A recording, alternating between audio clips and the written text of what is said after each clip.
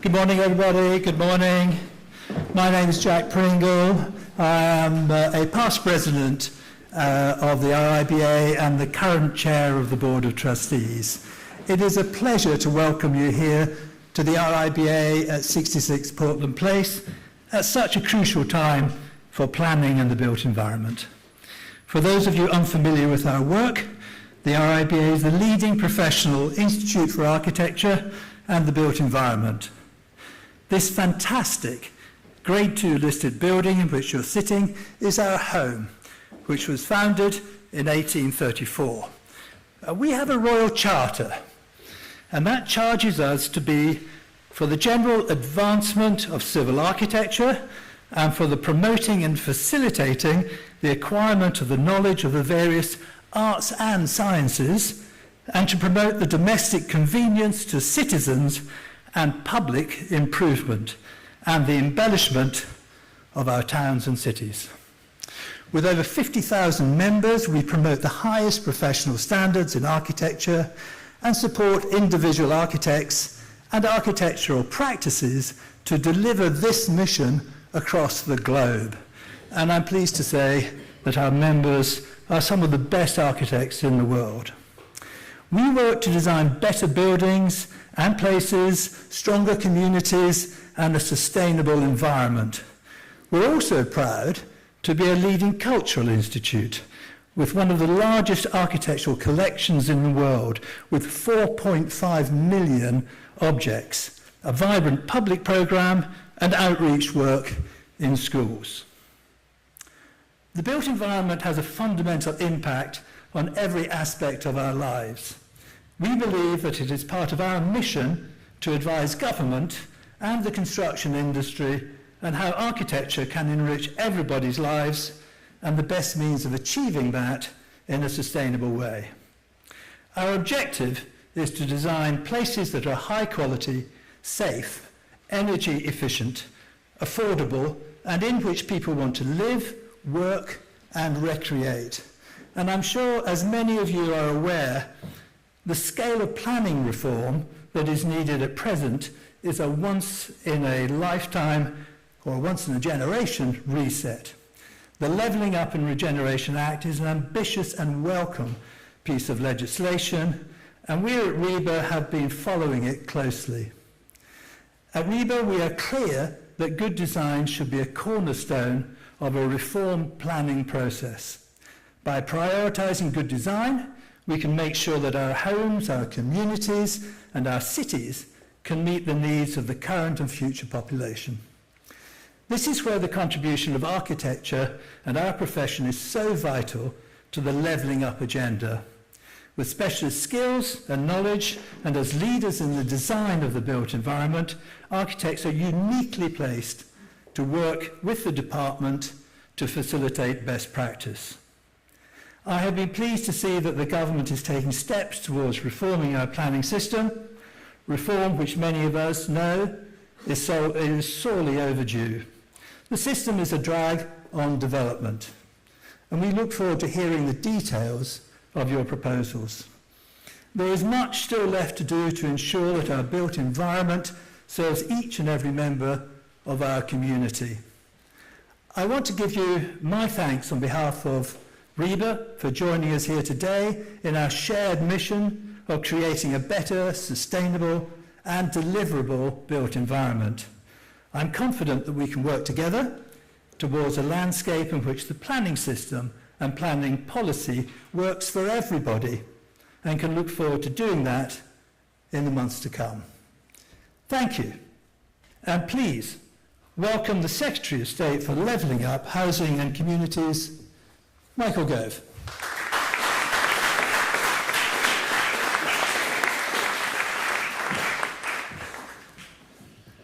Jack, thank you very much for your kind welcome, and it's a huge pleasure to be here at the Royal Institute of British Architects in this beautiful building with a community here dedicated to ensuring that we have more beautiful buildings. Christmas is nearly upon us, and so many of the Christmas traditions that we cherish owe so much to a special time in our past, the Victorian era. The melodies of our most popular carols, God Rest You Merry Gentlemen, O Come All Ye Faithful, Hark the Herald Angels Sing, were the products of the 1840s and 1850s. The Christmas tree was introduced to England in 1840 by Prince Albert and Queen Victoria, and Charles Dickens' depictions of the season, in the Christmas Carol, of course, but also in the Pickwick Papers and the Mystery of Edwin Drood, have shaped forever how we see this special time. Today's celebrations may be shaped by the spirit of Victorian Christmas pasts, but the Victorians themselves were not haunted by the desire to look backwards. The Victorian age was one of growth, innovation, expansion, and ambition. They looked to the future with hope. It was in the 19th century that our great cities expanded to become the workshops of the world, the forcing houses of invention, and the homes to swelling millions. London spread east as the Docklands became a window to the world, west to graceful suburbs such as Holland Park and Notting Hill, north to embrace villages such as Highgate within its ambit, and south from Clapham to Crystal Palace. It became the greatest city on the globe. And it was joined by others. The Manchester of the Free Trade Hall and the Halley Orchestra, the Birmingham of Chamberlain and the Jewellery Quarter, the Newcastle of Richard Granger's Grey Street and the Armstrong Works, the Leeds of John Marshall's monumental Temple Mill, George Gilbert Scott's Church of St John the Evangelist, and the first electric tram network in England, all testament to a future-facing embrace of development and growth. And it seems to me that in that spirit, we can embrace a better future. I want us, as a nation, once again, to be always in the forefront of innovation, to be reimagining and regenerating our great cities, to be commissioning new homes of beauty designed to endure, to be planning new urban quarters which buzz commercially and attract talent, to be providing the new infrastructure which accelerates growth, to be building, growing, daring. I want us to fall back in love with the future. Because the truth is that while the last 13 years has seen growth, regeneration and innovation flourish across much of the country, it has not extended far enough. We have not grown fast enough. My department, the Department for Levelling Up Housing and Communities, is on a mission to ensure that we see growth spread across the country. More towns and cities regenerated, more communities empowered to grow, more homes built, and more innovation unleashed. That's why we passed the Levelling Up and Regeneration Act, which Jack referenced earlier. It's why we're spending billions on urban regeneration, why we have a new approach to nationally significant infrastructure projects, led by my brilliant colleague Lee Rowley, and why he and I today published our new National Planning Policy Framework. This infrastructure plan and the new planning framework have been designed to deal with the concerns, objections and obstacles which have stood in the way of the development we need, in the places that we need it. Over decades now, we've not been providing the infrastructure that we need at the pace that we need it, nor have we been building the homes we need in the numbers that we need to see. We've made progress, significant progress, over the last 13 years. Crossrail in London, new nuclear power stations, the rollout of 5G and superfast broadband, new life science labs in Cambridge, renewable energy clusters in Teesside and Humberside, materials science centres in Manchester, more new homes last year than in any year under the last Labour government. They all show the drive necessary to own the future. That is, however, necessary, but not sufficient. Progress, but not enough. Growth, but not yet at the rate we need. So what are the obstacles that we still need to overcome? And how will this Conservative government overcome them now and in the future? Let me turn to housing first.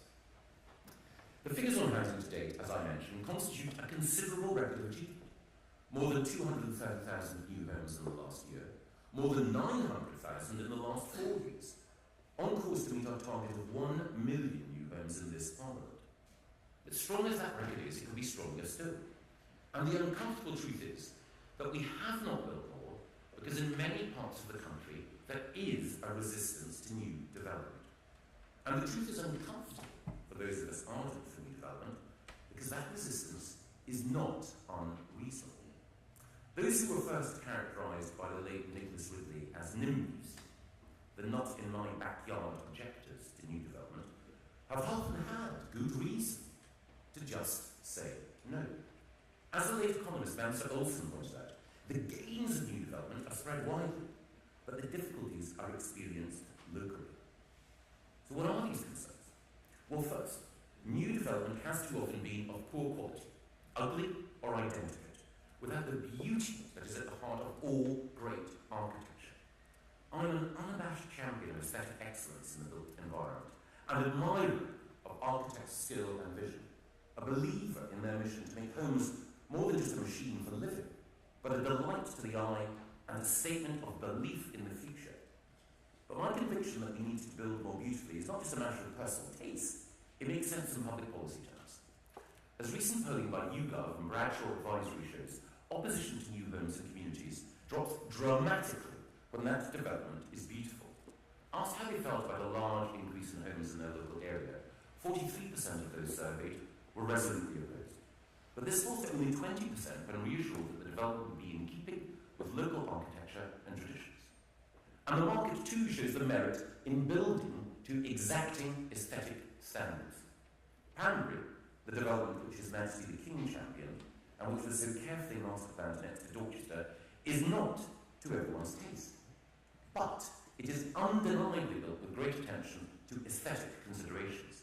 It's also a community where the difference between housing tenures is impossible for any visitor to discern. Homes for social rent and those which are owner-occupied nestle together in harmony. And the result of this thoughtful planning? Homes in Panbury are worth more on the open market than those in the county town of Dorchester itself. The new is here more valuable than the old. People have fallen back in love with the future. But that is very far from the case with many contemporary new developments and extensions to existing settlements. An even bigger objection to new development than the absence of beauty is the lack of new infrastructure to accompany new homes. Existing communities which see new homes built too often do not see the new primary care and GP surgeries, schools, road improvements and other amenities which should follow. They experience development as additional pressure on small places, longer waiting times for appointments and treatment, greater congestion, and impaired quality of life. And again, this is neither an isolated or exceptional concern. That same recent YouGov polling that I referenced a moment ago makes this point starkly.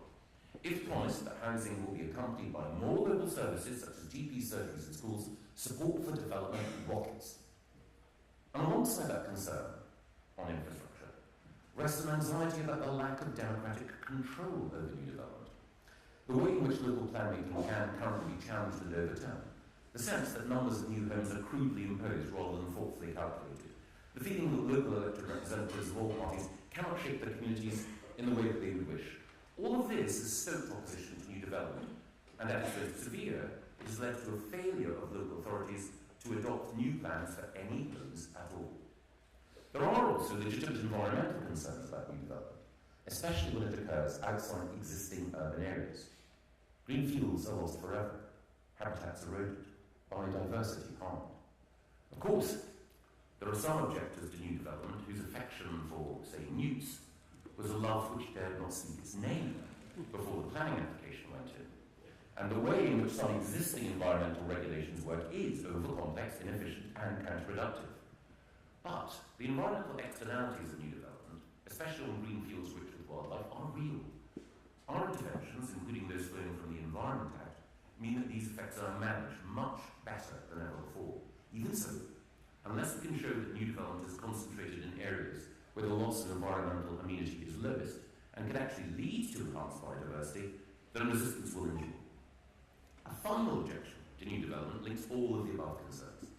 Residents who've grown up in or moved to a community which they've grown to love all share an attachment to neighbourhood. A sense of place matters. We do not live in units, but in homes. And we not only want our homes to be well constructed, warm, safe, beautiful and decent, we want them to be well connected, part of a community where human interaction is natural, rich and easy. And that is why planning is so important.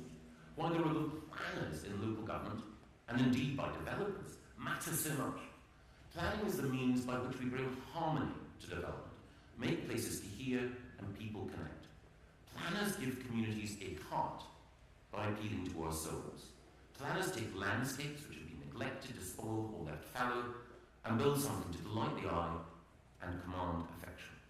It's a great pity that the skill and vision of our planning professionals has not always enjoyed the respect and status it deserves. I am determined to ensure that planning is recognised as it should be, as a profession which answers to and serves our deepest needs as social animals, the quest for community. The 5 factors that I mentioned as crucial to winning back support for new development, which will allow us to fall back in love with the future, are beauty, infrastructure, democracy, the environment, and neighbourhood. Together, B-I-D-E-N, they spell binding. I hope I will not be misinterpreted by anyone when I say that I am violently pro-binding. I should add that one of my civil servant colleagues pointed out that arranged in a different order, they of course spell in bed. But I thought that in bed with D-Luck might not be the best slogan for developers everywhere. The development of our new national planning policy framework has been informed by these 5 principles. It affirms the vital importance of planning, the central role of planning professionals in shaping our communities anew, and the route to many more and more beautiful homes through a plan-led system. And the NPPF, alongside the Levelling Up and Regeneration Act, make the delivery of infrastructure faster and easier. We strengthen the democratic voice in shaping new development. And alongside other measures which we've introduced, such as biodiversity net gain, we better protect and enhance our natural environment. And we put neighbourhood at the heart of placemaking. The new National Planning Policy Framework confirms that the standard method of assessing housing need, the statistical model which projects our requirement for future housing based on population growth and affordability criteria, remains the basis on which communities should plan for new homes. It has always been the case that this number was supposed to be advisory for local authorities, but that principle has more often been honoured in the breach than in the observance. Those local authorities that have sought to vary the number in order to take account of the need to protect the green belt or other areas of environmental heritage or aesthetic importance have found the planning inspectorate invincibly attached to the number first thought of, with only very few exceptions. The new NPPF now more clearly upholds the spirit of the original intention. Local authorities have the comfort of knowing that they need not redraw the green belt or sacrifice protected landscapes to meet housing numbers. But let me be clear. While this is a more robust assertion of previous principles and protections, it is not a route to the evasion of responsibilities. Local authorities must provide rigorous evidence justifying their departure from assessed housing need. They must do everything to identify other land suitable for development, and while the Planning Inspectorate will respect well-made cases, it will not accept undershooting that is not firmly rooted in environmental or other safeguards. This is about sensitive adjustment in meeting targets, not their abandonment. And to incentivise further the early adoption of robust plans, with a strong pipeline of future homes, we will ensure that any local authority which has an up-to-date plan in place demonstrating how houses will be built over a 5-year term will be afforded new and stronger protections from speculative development occurring in areas which the local community has not zoned for development.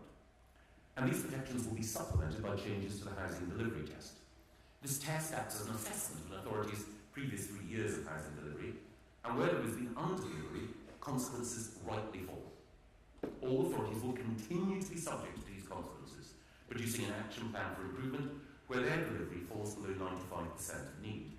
And they will become subject to the presumption in favour of sustainable development where delivery falls below 75%. However, the 20% buffer which an authority needs to add to its housing land supply where housing delivery falls below 85% of its requirement will now only apply to those authorities that do not have an up-to-date plan in place. So all the incentives are clear. You should have an up-to-date plan in place. And the new framework also places beauty and sensitivity to the existing built environment at the heart of plan making. Local authorities have licence to resist insensitive over-densification in areas with a defined character, whether that's the suburbs of Bexley or Barnet, through the adoption of appropriate design codes. And we have made a much wider adoption of design codes both easier and more attractive through the work of our new public body, which champions beauty in building, the Office of Place. And in tandem with the Levelling Up and Regeneration Act, the NPPF also facilitates the delivery of new infrastructure. Our infrastructure levy will not only give local authorities additional resource to fund public services, it will also actively incentivise incentivise development in urban areas, where schools, surgeries and transport links already exist. Incentivising urban development and regeneration, about which I'll say more in a minute, also of course helps safeguard nature. But because we recognise there will always be cases where development must occur on greenfield sites, our new biodiversity net gain tariff will ensure that any loss of habitat is more than made up for by developer investment in new or recovered landscapes, which will be homes for wildlife restoration. Our new framework also strengthens the protections afforded to neighbourhood plans, even where local planning authorities have failed to put their own plans in place. And it respects the special circumstances of island communities and recognises the importance of prime agricultural land. There are many other updates in the framework we are publishing today that will also bolster supply, of course, including the greater promotion of small sites for self and custom-built homes, and increased flexibility for upward extensions in the form of mansard routes. Throughout, we have striven for the balance that facilitates desirable development, constrained by appropriate protections. And that is a balance that I am confident we have struck. These changes, taken together, ensure that new homes will be more beautiful. They deliver more new infrastructure. They strengthen democratic involvement in the planning system. They enhance the built and natural environment and enable us to both protect the character of existing neighbourhoods and build attractive new neighbourhoods.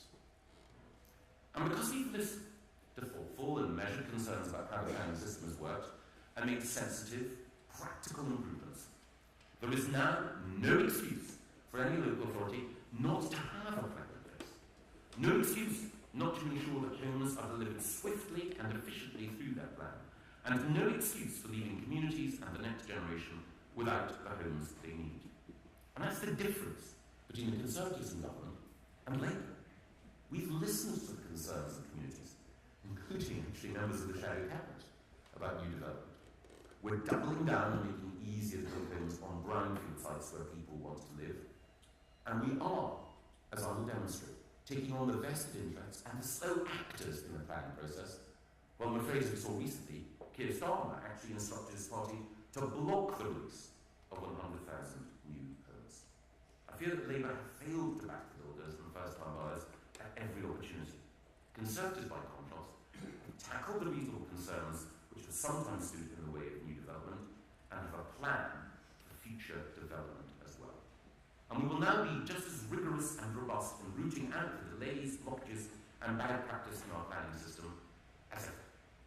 I will make sure that every local authority is held to account for delivery against its plan, for the speed with which planning applications are processed, and also the rationality of their decision-making. At the Department for Education, I saw that nothing so concentrated the mind of system leaders as sharper accountability, rigorous inspection, robust league tables. And we will apply the same principles and approach to the performance of local planning authorities. We will publish league tables revealing the real performance of local planning authorities, the speed with which they respond, the level of approvals, their delivery against targets. We will ensure that these league tables reflect how the system is gained at the moment by some. Some authorities use so-called extension of time limits, that is to say, an insistence on delays to slow down the system. Developers have little option but to agree to such delays or face the frustration of their plans altogether. Strip these agreements out of the system, and in the 2 years to September, only 9% of local authorities determined 70% or more of non-major applications within the statutory 8-week period. On major applications, it's even worse. Strip out the extension of time agreements, and only 1% of local authorities managed to get through at least 60% of planning applications within the statutory 13-week period. By reviewing how many planning applications are actually processed within the proper time limit, and how many simply appear to be because of the use of these extension of time agreements, we will more clearly identify the good planning authorities and those who are hiding behind these agreements to mask their dilatoriness. Because I'm so concerned by the ballooning use of these agreements and the delay that they cause, particularly for non-major applications, where their use has jumped more than fourfold in under a decade, I will take action now. I intend to constrain their use, including banning them for householder applications, limiting when in the process they can apply, and prohibiting repeat extension of time agreements. And these are all measures on which we will consult shortly. by using league tables to more rigorously identify those who are actually strong performers in the system, who resist the use of these agreements, we can also more easily identify the good practice that they exemplify in other ways and spread it across the system. And we know that at the heart of good practice is respect for the professional judgment of planners. Their role is critical in local government, but their expertise is often undervalued by some local authorities. The respect which should be accorded to their thoughtful decision-making is not always apparent. There are too many instances where planning committees overturn their planner's recommendation for approval of new development, even when the proposal is entirely in line with the local plan and its policies. When that happens, the developer understandably appeals the judgment and almost invariably wins. The local authority will end up paying costs, diverting council tax money away from vital services. And the new homes that we need will have been delayed, impoverishing everyone. So we will lay out the details of which local authorities are most promiscuously rejecting planning applications against officers' advice. And we will make transparent the amount that it is costing the local council taxpayer. Local authorities, like Liberal Democrat-run Waverley, have spent hundreds of thousands of pounds of local people's money defending their decisions to reject appropriate development. And the cases that you lose again and again are money down the drain for local people. And such behaviour needs to be called out. So local authorities must have a plan in place, must deliver against it, and must demonstrate fast and effective performance. And central government is providing the resource to make the system work better. The significant extra funding for local authority planning services announced at the autumn statement is coming through. The Planning Skills Delivery Fund was boosted by £5 million to £29 million. And I'm delighted today to award the first round of funding, 180 local planning authorities receiving collectively over £14 million. New planning fees also came into force a fortnight ago, bringing extra resource into local planning services, increasing for major applications by 35% and minor ones by 25%. The indexing arrangement now in place also ensures that they rise in line with inflation. And I want to be clear, these fees must be spent on planning services. That's a hard requirement on local authorities. While the government doesn't constrain how local authorities use their general fund, some of which is usually allocated to planning, I expect every local authority spending on planning services to rise as the result of this fee increase. At the same time, the Planning Inspectorate, under the leadership of Paul Morrison and Trudy Elliott, is strengthening its operations, and I'm holding it to higher standards. There's additional help too coming from the team at the Office for Place, now fully up and running in Stoke-on-Trent under its interim chair, Nicholas Boyson. The Office for Place will produce elements of design codes and evidence-based exemplar pattern books that councils can download and adapt, further streamlining and speeding up quality development. And we're also standing up our super squad members, the new team of leading planners and specialists whose talents will be used across the system to unblock major housing developments. £13.5 million has been announced to support their work. And also at the autumn statement, the Chancellor allocated an additional £5 million to support the local development order, an underused weapon in the planning army. These are powerful ways to cut red tape and to grant planning permission up front. Somerset Council is using a local development order to transform a brownfield site off the M5, the former Royal Ordnance Factory, into a new enterprise zone, creating up to 1.1 million square metres of advanced manufacturing and smart campus space. We will see more local authorities embracing what Somerset have done, but I recognise that for many authorities, using a novel tool with the prospect of a loss of fee income can be daunting. So we're going to use this £5 million to support a number of authorities with strong proposals in the pipeline to get LDOs in place. And if successful, we hope to expand this kind of support more widely. So there's support from my department and the Treasury with additional cash, expertise, and greater flexibility in the use of planning tools. And I know that the majority of local planning authorities will use this additional support to deliver a better system and to accelerate development. But where there is and has been consistent underperformance, I will act. So today I'm taking steps to deal with underperformance in the planning system. And there is no greater failure than the failure to actually have a plan in place.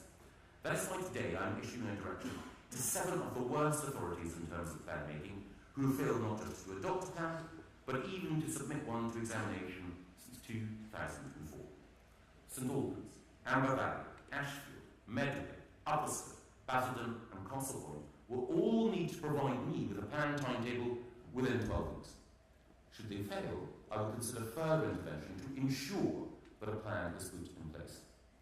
I'm prepared to act wherever there's failure. I expect all other authorities to make sure that they have a timetable for an up-to-date plan in place within the same timeframe with the copy provided to my department. I'm also acting today to deal with more planning authorities that have persistently underperformed in dealing with planning applications. I've already used the designation framework to step in where necessary to root out a talker, requiring an authority to produce an improvement plan and allowing developers to apply directly to the planning inspectorate for decision. Today I'm designating another 2 district councils for poor quality decision making, Chorley and Fareham. I will be reviewing the current criteria and thresholds for designations to make sure that we're not letting off the hook authorities that should be doing better. And we're also today publishing the full results of the 2022 Housing Delivery Test, and that will see 20 local authorities become subject to the presumption in favour of sustainable development as a consequence of their poor housing delivery. But I recognise that performance is not just a concern in local authorities. I'm also worried about delay and procrastination with statutory consultees. Now, statutory consultees are an important check and balance within our planning system, safeguarding the environment, respecting heritage, ensuring health and safety considerations are properly taken into account. All matter to me, but the performance of Natural England, the Environment Agency, Historic England, and other arm's-length bodies needs to improve. A superficial glance at statistics suggests that most statutory consultees respond within the expected 21-day limit. But look a little closer, and you can observe the regular use of holding responses. Effectively, and I'll get back to you later, acknowledgement. It meets the headline target for a response, but it disguises foot drag and delays development. The wider public interest is poorly served by this. We're helping statutory consultees to do better. Thanks to the Levelling Up and Regeneration Act, we are already acting to allow them to charge for pre-application advice. And that will have the twin benefit of tackling problems upstream for developers and reducing the flow of downstream requests from local authorities. I'm clear that I expect both local authorities seeking advice and the consultees providing it to be judicious and pragmatic in their approach, because too much caution serves no one's interests. But more is needed. So today I'm asking Sam Richards to lead a rapid 3-month review into the wider statutory consultee system. Sam's an energy specialist and a green hero. He understands the need to protect the natural world. But with his experience of government at the highest level, he will ensure that a necessary delay everywhere is tackled comprehensively. Sam will look at whether the current group of consultees is right, whether the performance reporting is effective, and whether the absence of a reply within an appropriate timeline should be treated as a green light rather than a red one. Sam will report back to me and the Chancellor, and we will then seek to act on his recommendations in the new year. I've spoken a great deal this morning about the need for all of us to do better for people and communities, and in recognising this, I accept that His Majesty's Government must also raise its game, in particular, in relation to infrastructure delivery. My colleague Lee Rowley has been leading the work. His paper, Getting Britain Building Again, Speeding Up Infrastructure Delivery, outlines what more we need to do. The plan that Lee has put together commits government to speed, certainty, simplicity, and a focus on delivery. And it sets out what that means in practice. We are changing the planning process for national infrastructure, aiming to cut up to 5 months off the consenting process for nationally significant infrastructure projects. And we're building the capacity and capability of local authorities and arm's-length bodies to deal with these projects. We know also that having up-to-date national policy statements matters in facilitating delivery. And new national policy statements on energy and national networks will be in place before the end of this financial year, supplementing the national policy statement on water resources that was designated this September. We're also streamlining and standardising the process for reviewing these policy statements. We'll be publishing spatial data on major infrastructure projects for the first time, helping those involved to better understand the impacts on local places, communities, and the environment. And we're undertaking a 3-month review that will look at whether more 24/7 working should be applied to large infrastructure projects in the UK, drawing on lessons from countries that have already taken this step, such as Spain. And we will look to tackle some of the uncertainty in the system that flows from judicial reviews, knowing that even unsuccessful challenges can delay a project for years. A scheme to improve the A428 and speed up journeys between Milton Keynes, Bedford, St Neots and Cambridge has just been delayed for another year by judicial review. do all of this, we must continue to learn from the best thinkers outside government, such as Professor Ben Flyber, who's dedicated his career to researching how to plan and manage mega projects, from Olympic Games to the development of cities. And cities is where, as I laid out in our long-term plan for housing, we must concentrate more of our new development. As Edward Glaser, the great urbanist and author of The Triumph of the City, has written, cities enable the collaboration that makes humanity shine most brightly. The agglomeration effect, the economic growth that comes when talent is concentrated, occurs most powerfully in cities. Efficient use of precious land for development happens most effectively in cities. Environmental protections are stronger when populations live in close proximity in cities. That's why we are using central government's convening power and billions of pounds of public money to supercharge development in our cities through programmes such as the Brownfield Infrastructure Land Fund and other resources allocated through Homes England. We're delivering the biggest urban regeneration programme for decades. We're working in Wolverhampton, Blackpool, Sheffield, Birmingham, York, Manchester, Leeds, London and Liverpool. We'll be saying more in January about further steps that we will take to drive forward urban regeneration nationwide, to provide the homes we need in the places where people want to live and where we can best boost economic growth. But today, I want briefly to outline further steps we're taking in two critical locations to deliver growth. First, London. Radical action is required in London, where the homes we need are simply not being built. In the last 3 years, the average number of net additional dwellings provided by the Mayor has been just 38,000. That's 15,000 fewer homes every year than the Mayor's own target in his London plan. Not only that, but it was over 63,000 homes lower than actual need last year as calculated by the standard method, the target setting process by which we hold other local leaders to account. This has a significant effect on the availability of homes for those who wish to live and work in the capital. London's house prices remain the most expensive in the UK, at an average of £537,000. An average. London has the lowest level of home ownership in the country, the highest number of renters, and the greatest number of people in temporary accommodation, including over 80,000 children. We're pumping billions of pounds of central government money into building affordable homes in London, but the Mayor's approach is frustrating delivery. I'm strongly in favour of affordable and social housing, but the Mayor's requirement for such a high percentage of affordable homes in every new development imposes such significant costs that in many cases development doesn't go ahead at all. And so we get no new homes and no new affordable homes. London boroughs, which have recently gone Labour, such as Westminster and Wandsworth, are now only exacerbating this problem. I said in July that I wanted to work with the Mayor to tackle this worsening crisis, and I still do.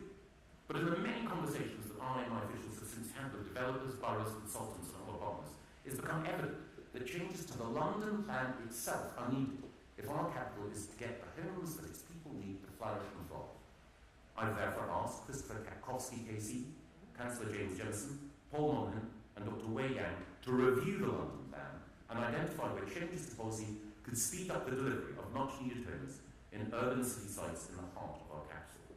They will report to me early next year, and I hope that we can agree a plan for reform and delivery with the Mayor. But if not, I reserve the right to intervene.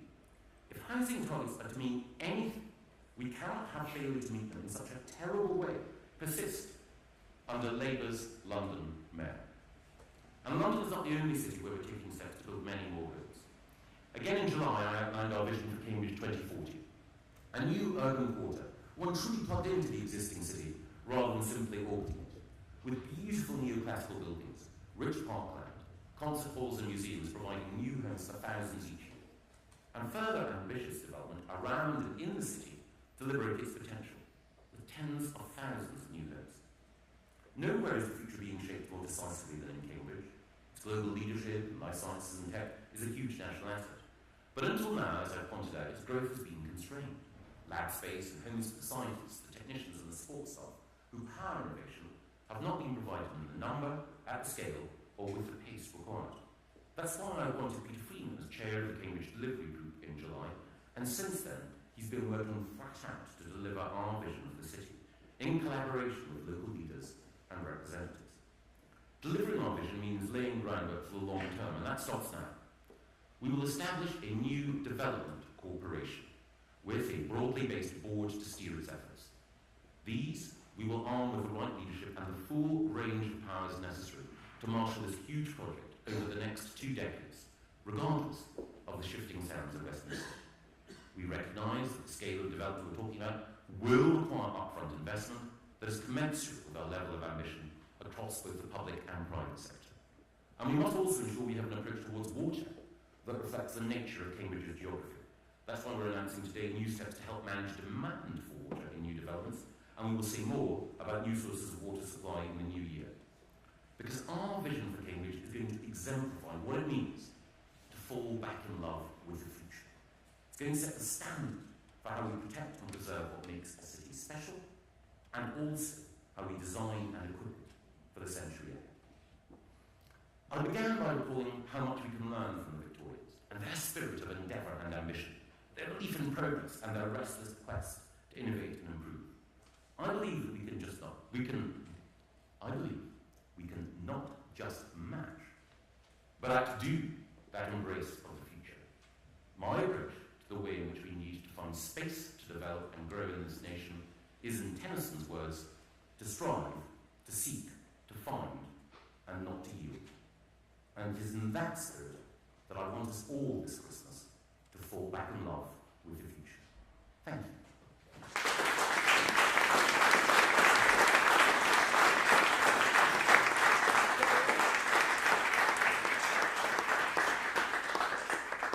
And since all of you have been kind enough to listen to me, I will now seek to answer as many questions as possible from people here. And I think I have a list of some of the people who've been kind enough to come here. Are you in Wales from the BBC?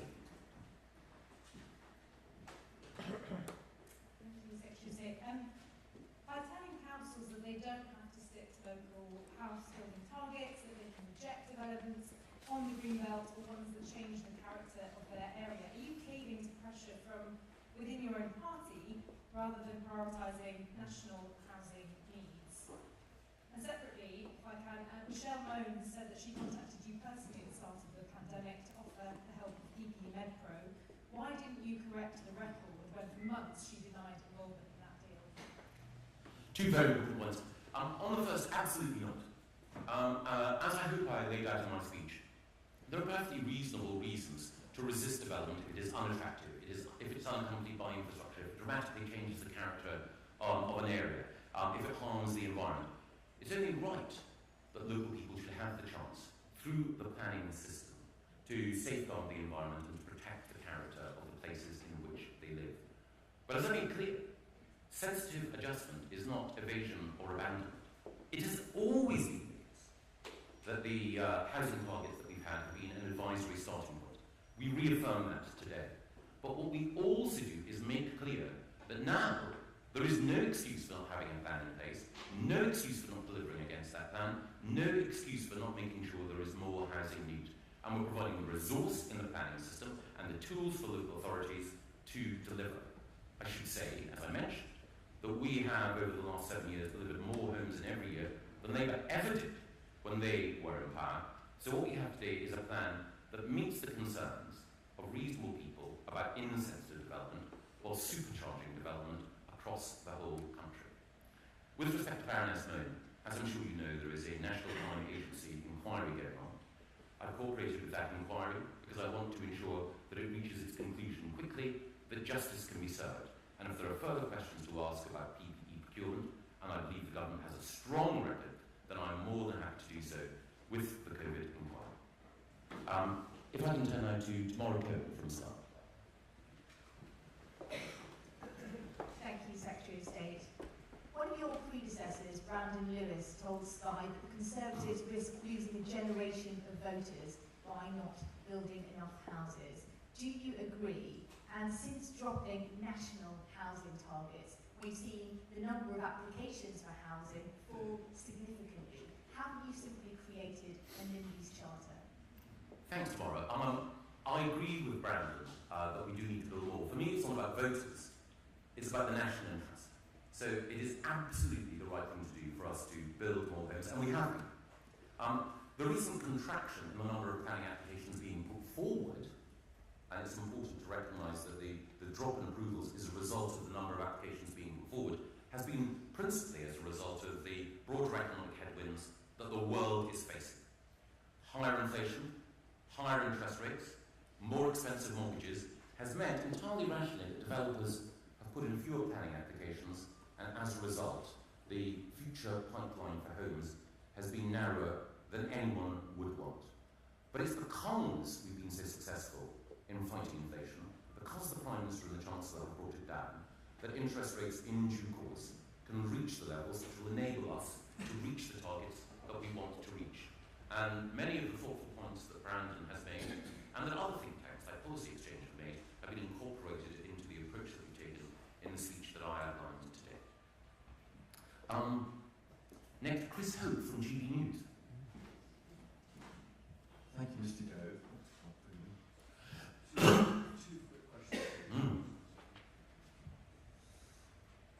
You say you built 230,000 homes in the past year. How many more homes will be built now from your plans now today? Single number, please. 1.2 million more have arrived in the 2 years to June 2023. Has your failure to deal with record net migration made this housing crisis worse? And will you apologise? Thanks, Chris. I believe, and I mentioned to colleagues in the Times today, that once we get back to a normal level of interest and mortgage rates, that these changes will ensure that we meet our 300,000 a year target. I'm confident of that. When mortgage and interest rates are back to normal, as I think I mentioned to you in the past, or to others, I once wrote a book called Michael Portillo, The Future of the Right, and that means I'm very bad at making predictions. But it is certainly the case that the mathematics is such that once we get interest rates back to that level, we'll see those homes built. And that will include self and custom-built homes and growth for small and medium-sized enterprises as well. On migration, the steps that the Prime Minister and the Home Secretary have announced in the last fortnight will deal comprehensively with the need to bring down both legal and illegal migration. The steps that we've taken in order to ensure that the earnings threshold for skilled workers has gone up, and the steps that have already been taken, the deal with Albania and the forthcoming legislation which the House of Commons will consider in committee on Rwanda, all of these together will help to reduce the level of migration, because as you quite rightly say, high levels of migration do place pressure on housing. And I think Noah Hoffman from Sun. Yes. Thank you, Secretary of State. I'm sure you've heard National Treasurer Esther Ranson make very impassioned pleas to facilitate dying with dignity in the UK. What is your personal position on assisted dying? And do you support a vote in Parliament to change the law? And would you encourage Tory MPs to vote with their conscience? I have great respect and affection for Dame Esther. I take a slightly different view. I'm not yet persuaded of the case for assisted dying, but I do think that it's appropriate for the Commons to revisit this. I think it was in the last Parliament that we had a debate on it. As I say, I'm not yet persuaded, but I would want to listen to humility to Dame Esther and others outline the case. Nick Guthrie from the Daily Telegraph. Thank you, Mr. Gove. You referenced neutrality Yes. in your speech. Have you given up on any hope of scrapping those before the next election? Because they weren't in the King's Speech. You're right, we weren't in the King's Speech, and sadly, I didn't want to be too partisan in my comments, but sometimes you just can't help but draw attention to the failure of other political actors to live up to their own words. And it was deeply disappointing that Labour, having said that they were going to be on the side of builders, not blockers, when we brought forward legislation that would have unlocked 100,000 new homes, blocked it. Because of the way in which Labour are determined to thwart that legislation. We are incapable of bringing forward legislation at the moment, but I'm going to do everything I can to make sure that that commitment is in our manifesto, and when we win the next election, that I hope that we will be able to introduce that legislation. And I ask Labour to show a similar level of ambition in putting legislation like that in their manifesto. I have very low expectations, because there is nothing that the Labour Party have done which which shows that they are taking seriously the need for new homes. Not a single one of their policies actually contributes to the faster and more effective delivery of new homes. It's a common job. Vicky Spratt. Oh, right, I can understand that. Kieran Stacey. Kieran Stacey from The Guardian. I realise you don't want to say anything which cuts across the NCA investigation to Michelle Moan, but knowing what we know now, do you think that she should have the whip withdrawn as a Tory member of the House of Lords? The House of Lords has made clear that she is still a Tory member. Should she? My understanding, and I'm no expert in this, is that she is not officially a Conservative peer. My understanding is that she is not a member of the Conservative Party. That's my understanding.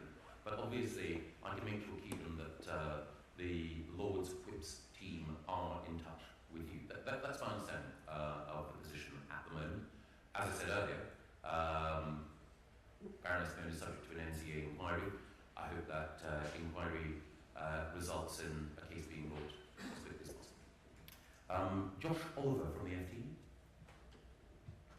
Thank you, Secretary of State. Returning to the NPPF, don't we accept that the reason that people, the local councils want this extra flexibility is to be able to build fewer homes than the standard method would suggest, and that the changes that you're bringing in will result in fewer homes than are needed being built? I don't agree with that. I think one of the problems at the moment is that we have a planning system where we know that having a plan in place is the route to ensuring that you have an effective pipeline of future delivery. There are far too many local authorities that don't have plans in place, far too many local authorities with plans that are out of date, and as I pointed out, far too many local authorities that also, when they do have plans in place, game the system and delay development. So I'm tackling the real reasons why in some cases people have not adopted plans, and the real reasons why even where plans are in place, they're not working. And again, my question would be, do we really think that we will have an enduring consensus in favour of development if that development fundamentally alters the character of existing beautiful places, or leads to the erosion of environmental immunity, where we should be concentrating development where it makes the most economic and environmental sense? And I think it's important that the debate deals with the actual rather than the caricature, and that is what the NPPF and the policies that we put forward today aim to do. Damien Shepherd from Bloomberg. Yeah, thanks, Mr. Gove. Lots of demands on local authorities here who are clearly struggling financially. Is there enough staff in local authority departments to deal with all of these reforms? And if not, when will there be? I think that there are highly capable people in local government, great leaders, and in particular, great planners. We're providing additional resources today to bolster that through the Planning Skills Delivery Fund, through the escalation and planning fees, and I believe that the resource necessary to deliver will now be there, but I always listen attentively to those in local government, and we are consulting on the initial local government finance settlement at the moment, the provisional local government finance settlement. There'll be a final settlement in the new year. If additional resources are required, I'll be listening carefully over the next few weeks. And I think Jessica Frank Keys from City AM would also like to ask a question. Jessica. Hi. City Khan says London has built homes at a 20% higher rate than outside the capital, and that in fact part of the problem is Tory ministers intervening to block developments. What's your response to that? Well, I love City. He's a great politician, but what I want to do is to help him to deliver. I think that the London plan that he's adopted is not the right plan for London. It's dramatically under-delivering against even the numbers that he says are right, never mind the numbers of homes that the standard method requires. So I'm here to help. And the team of three wise men and one brilliant woman that I've outlined today will report quickly. We will give Steve the chance to fulfil the ambitions that I know he has for more new homes in London. If for any reason he feels that he can't accept those recommendations, then I'll help him out even further by intervening in order to make sure that the London plan works. We sometimes have criticism of the government, acquiescing and people not meeting their housing targets. Well, there is nowhere in the country where housing targets are being missed by more than in London. So I hope it will be the case that my friends Angela Rayner and Keir Starmer will join me in saying housing targets can't be missed by so much by any local leader, and they will join me in making sure that Sadiq lives up to the ambition which I know he has. Are there other questions from anyone? Yes, absolutely. Madam. Thank you very much. Victoria Hills, Royal Town Planning Institute. Secretary of State, thank you very much for the strong recognition of the important role of planning and planners, and indeed the greater respect that they deserve. We warmly welcome today's announcement from the Planning Skills Delivery Fund. It's a much needed shot in the arm to clear the backlog that many local authorities have.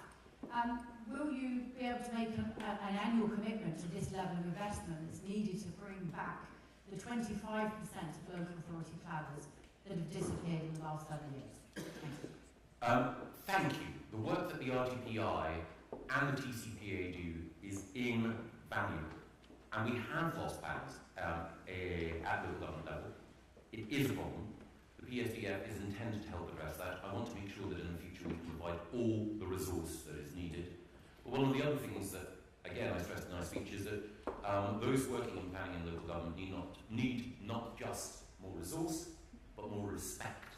And I think it is critical, vital as local democracy is, that the expertise people in the planning profession bring to bear is appropriately recognised, because planners are critical to making communities work and grow. So, gentlemen there, and just, yes, exactly. Young gentlemen, spectators. Thank you very much. Axel Marlowe, Adam Smith Institute. Thank you for what is an excellent, detail-oriented plan to address the serious crisis. But I want to ask a very simple question. Is Michael Gove a Yimby? Yes. And the gentleman standing at the back with a purple tie. Thank you very much. James Palmer from the Eastern Powerhouse. Thank you for the Development Corporation for Cambridge. I think it's a great leap forward, something that I was personally lobbying for some 5 years ago. I want to ask you about water, Secretary of State. One of our members, Anglian Water, is planning to build a vast new reservoir in the Fens, just north of Chatteris. Their view is that the expansion of Cambridge can't be delivered in advance of that new reservoir. They want to work with you and with us to deliver the reservoir. What they're concerned about is at the moment the earliest possible date for that reservoir is 2029, and with delays that they see in the system, it could be as late as 2045. Will you commit to working with Anglian Water to try and unblock the problems they have in their planning system to deliver that reservoir that would enable you to grow the Cambridge economy? 100%. And one of the things that I mentioned, perhaps too briefly in the speech, was the vital importance of the work that Lee Rowe is doing on nationally significant infrastructure projects and accelerating infrastructure overall. Sometimes it's been the case that we've allowed the national policy statements, which are the basis on which courts, when judicial reviews occur, look at some of these projects to not be updated sufficiently quickly. We've done that on water. There is more that we need to do in order to unlock necessary infrastructure, and we absolutely must. Cambridge is already water stressed at the moment. It must grow, and we must have the new water supply, as well as the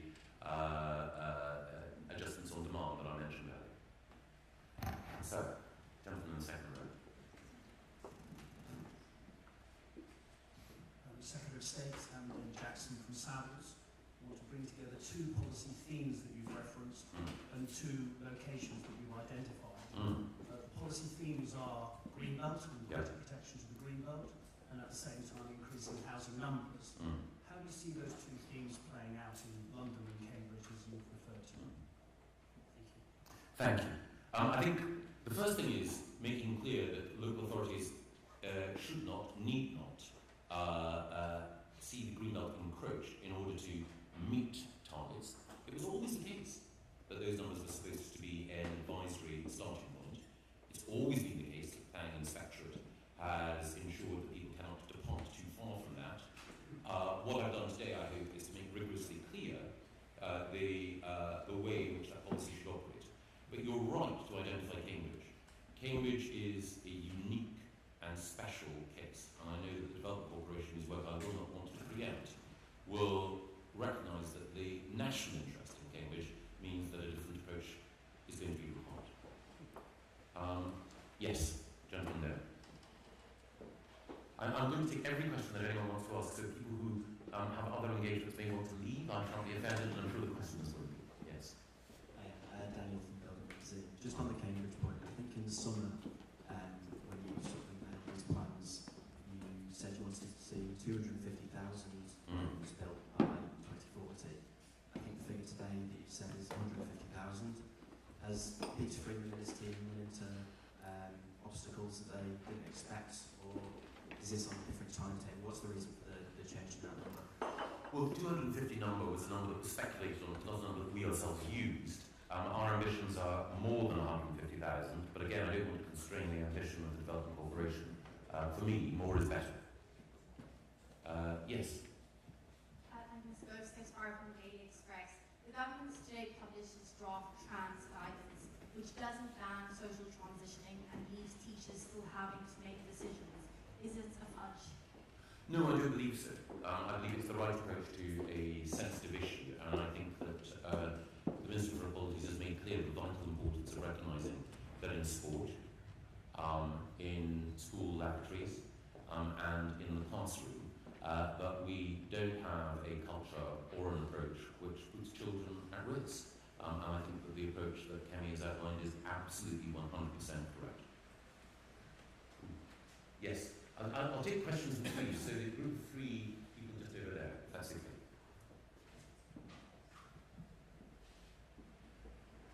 Alex King from Planning Magazine. Given that the government has rarely used its powers to intervene in councils that perform poorly in planning, despite several threats to do so over the past decade, why should councils believe that it will do so now? Because I have. And so today we're intervening in 9 separate local authorities. And my approach towards not just planning but local government is we listen sensitively to local government, we respond to their requests for greater freedom and more powers, we hold them to higher standards as a result, and when they don't meet these standards, then we intervene. That's the principle behind the interventions that we've seen when councils have allowed their finance spiral out of control, like Birmingham. That's the case with those local authorities that don't have plans in place today. Yes. Charlotte Inch from LPC. More than a fifth of earners are now renting, and wages are struggling to keep up with that. Almost 1 in 4 is spending at least 40% of their salary on their rent. Rents have gone up 22% in just 1 year. This is an increasingly volatile market. How do you propose to sort out this mess so people can actually afford to buy a home and get on the property ladder? Well, 3 things. The first thing is the pressure faced by renters and indeed by landlords and indeed by those who want to get on the property ladder all flow from 2 things. Inflation, which is driven up interest rates, mortgage rates and rents, and a lack of supply. We're dealing with both. We're bringing inflation down, and we have measures today to increase housing supply for the long term. In the interim, however, we're also bringing forward our renters reform legislation, which means that, among other things, renters have the confidence of knowing that they will not be faced with extortionate rent increases as a result of the use of Section 21 and the threat of a notice. Sorry, an eviction without appropriate justification. That's been delayed in section. No, it hasn't. No. Andrew Badley-Chappell from National Custom and Self-Build Association. Could I start by thanking those in the media that have asked questions about housing, not about other things, given its importance for today. My question is to say that we strongly support the sunlight remedy and the work you're doing in support of that sector, but we have issues where that remedy is producing evidence of poor practice. Solihull, for example, has reduced its register from 590 to 7. So can we please ensure that sunlight is backed up with action when wrong practice is identified? Thank you. You're absolutely right. Richard Bacon MP has also pointed out this issue, and we want to make sure that people do maintain an appropriate register, and that those the unmet demand for custom and self-built homes is met. And then, yes, the lady in there. Thank you. Fiona Howley from the Town and Country Planning Association. You talked a lot about the environment and biodiversity again, which is very welcome, but we would be really interested to know if there is anything in the revised NPPF in relation to enabling the planning system to do more around climate change mitigation and adaptation. There is, and the NPPF, which has been published alongside my speech today and alongside the statement that Lee Rowley has made in Parliament, does say more about climate change. And of course, it's also the case that the standards for new build homes that we are and have been consulting on do make clear our ambitions in that area. Yes, gentlemen there. Thank you, Secretary. Mike Hyde, Chair of Planning Society. I want to ask you a question about strategic planning. My understanding of your strategy is that you have your standard methodology that identifies housing need. You're not forcing councils to review Greenbelt in order to meet that need. You neither should they alter the character of areas to do that as well. So what is your strategy for meeting the need that's not met? How's that going to happen? Well, there are real people who need homes. There certainly are. And the case here is to make sure that we do have a planning system that works effectively, a planning system that delivers appropriately, but also a planning system that allows planners to do what they do so well, which is to make sure that areas of environmental importance are protected, that the character that these people love, the places where they live, is protected. Ultimately, as I mentioned earlier, and people may legitimately disagree, we won't get sustained support for new development. People see that coming at environmental or aesthetic cost. There is a significant amount of land across the country that is capable of being thoughtfully developed, and local authorities will not be able to evade their responsibilities under the approach that we're outlining. Yes, please. Thank you, Secretary of State. Alexandra Noto, I'm an independent commissioner at the UK Geospatial Commission and a placemaking and investment director at Thriving Investments, which is a residential-led fund manager. You've alluded a number of times to the importance of quality decision-making, and I'm sure you'll agree that that requires high-quality data, and I think one of the things that we know is that often local authorities are dealing with out-of-date or inaccurate data. So I just wanted to ensure that you would continue to support the land use programme that the Geospatial Commission has been running, and working with DLUC and your department and others to try and actually build a database that is effective for a lot of the solutions that you're asking for. I couldn't agree more. One of the things that I've been impressed by in DLUC over the course of the last 2 years is the way in which our use of data has moved on by leaps and bounds, and in particular the way in which data visualization has helped decision making at every level. And the Geospatial Commission are absolutely integral to that goal. I think 1, 2, 3 in the back, and then Jack will give the final word. Secretary of State, hi. Ben Beale, Chief Executive of the National Residential Landlords Association. You've gone on record recognising that the majority of landlords do a great job by their tenants and provide decent homes. But we, like you, want to see bad landlords exited from the sector so the tenants and local authorities can easily identify decent homes and decent landlords to work with. We hope this will be done by the property portal and the decent homes standard forthcoming. But given the added reliance and pressures that you set out today on local authorities desperate for funding, if we have an effective property portal, why do we need selective licensing schemes as well? That is a very fair point. Again, selective licensing has both provided reassurance in some areas, but also frustration for those anxious to increase supply. So I can't say any more than you may be. Andrew Shepherd, Managing Director of Top Act. Interesting to hear you reference some historical build rates in the Victorian period. If we were to say Ted Heath's government in the 1970s, building 350,000 homes a year, of which 175,000 were built by the government. Will this government recognise that we're not building enough homes and that there is a significant role for the government to play in delivering the homes that we need tomorrow? Yes, I think that is true. I don't recognise this figure from Ted Heath's time. One of the problems, of course, is that Ted Heath's government was hit by a property bubble, wasn't it? It was the case that the rate of growth that was generated by anti-bomb was unsustainable. But your central point Does government have a role to play? I absolutely do, yes. I used to edit from the Law Society. Could you say some more about your intentions regarding the judicial review process, please? I'll be seeing more, and Lee will be seeing more in the new year. There are some particular ways in which some individuals and some organisations can use the judicial review process that we believe need reform, but I don't want to preempt what we'll be saying in the follow-up to Lee's document at this stage, if that's okay. And Jack, the final word, or final question.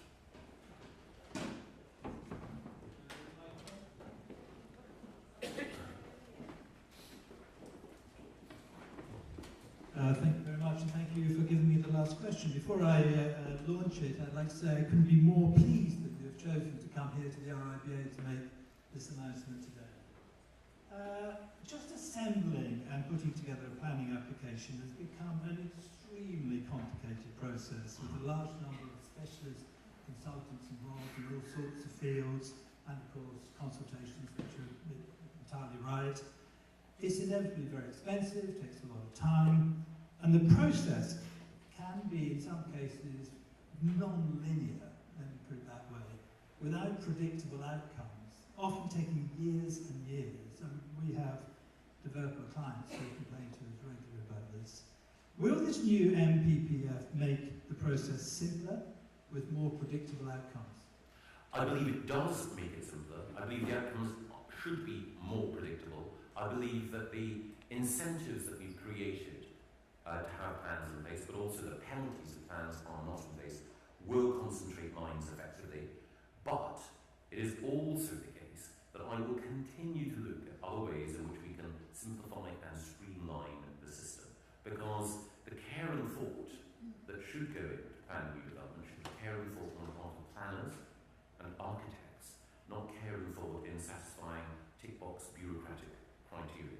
And I heard from architects and from the professional leadership of RIBA their frustration at the way in which the service that they give to their clients is overshadowed sometimes by obligations, including obligations actually in the London plan, which cut across not just speed of delivery, but high quality development. So today I think marks a significant step forward, but there is always more to do, and I hope we can do that in partnership with RIBA and its members.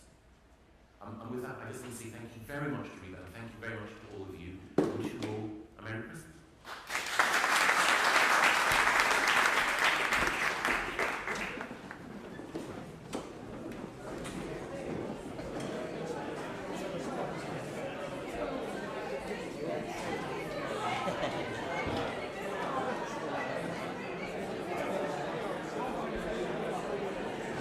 Thank you.